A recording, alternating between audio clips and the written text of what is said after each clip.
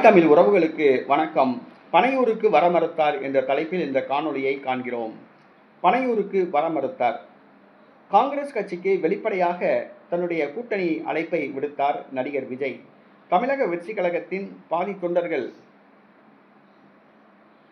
காங்கிரஸ் கட்சியோடு கூட்டணி வைக்க வேண்டும் என்றுதான் விரும்பினார்கள். அதேபோன்று காங்கிரஸ் கட்சியில் பலர் தமிழக வெற்றி கழகத்துடன் கூட்டணி வைக்க வேண்டும், திமுகவுடன் கூட்டணி வேண்டாம் என்று கூறினர்.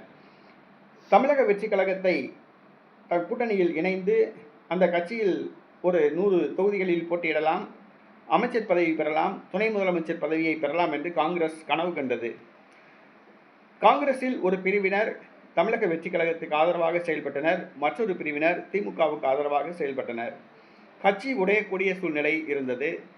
திமுகவிடம் பேரம் பேசப்பட்டது. நேற்று இரவு 28 சட்டமன்ற தொகுதிகளும் ஒரு ராஜ்யசபா எம்பி பதவி என்று கூட்டணி ஒப்பந்தம் காங்கிரசுக்கும் திமுகவுக்கும் இடையே ஏற்பட்டது. ஆனால் காங்கிரஸ் தமிழக வெற்றி கழகம் தேர்தல் உடன்பாடு சம்பந்தமாக ஹைதராபாத்தில் வைத்து ராகுல் காந்தியிடம் பேச்சுவார்த்தை நடத்தப்பட்டதாக கூறப்பட்டது. தமிழக வெற்றி கழகத்தின் சார்பில் ஆதவ் அர்ஜுனா மட்டும்தான் ராகுல் காந்தியிடம் பேச்சுவார்த்தை நடத்தினார். நடிகர் விஜய் பேச்சுவார்த்தைக்கு வரவே இல்லை என்று கூறப்படுகிறது. மேலும் ராகுல் காந்தியை பனையூருக்கு வந்து விஜயை சந்திக்குமாறு ஆதவ் அர்ஜுனா கேட்டுக்கொண்டுள்ளார். இது ராகுல் காந்திக்கு மிகப்பெரிய அதிர்ச்சியை கொடுத்துள்ளது. ராகுல் காந்தி ஒரு மிகப்பெரிய நேரு பாரம்பரிய குடும்பத்தை சார்ந்தவர். பாராளுமன்ற எதிர்க்கட்சி தலைவராக உள்ளார். காங்கிரஸ் கட்சி முன்னாள் தலைவர்.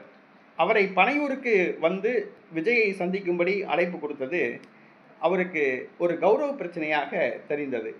இது காங்கிரஸ் கட்சியினருக்கே ஜீரணிக்க முடியாத ஒரு சூழ்நிலை ஏற்பட்டது. இதனால் ராகுல் காந்தி அதிர்ச்சி அடைந்துள்ளார். தமிழக வெற்றி கழகத்தின் சார்பில் ஆதவ் அர்ஜுனா தான் பேச்சுவார்த்தை நடத்துகிறார். நடிகர் விஜயோ வேறு யாரும் பேச்சுவார்த்தை நடத்தவில்லை. இவர்களை நம்பி நாம் எப்படி காங்கிரஸ் கட்சியை கொண்டு போய் தாவேகா கூட்டணியில் சேர்ப்பது என்ற முடிவுக்கு வந்த ராகுல் காந்தி திடீரென்று நேற்று இரவு திமுக கூட்டணிக்கு பச்சை கொடி காட்டினார். பனையூருக்கு வர மறுத்தார். தமிழக வெற்றி கழகத்தின் கூட்டணி முறிந்து போனது.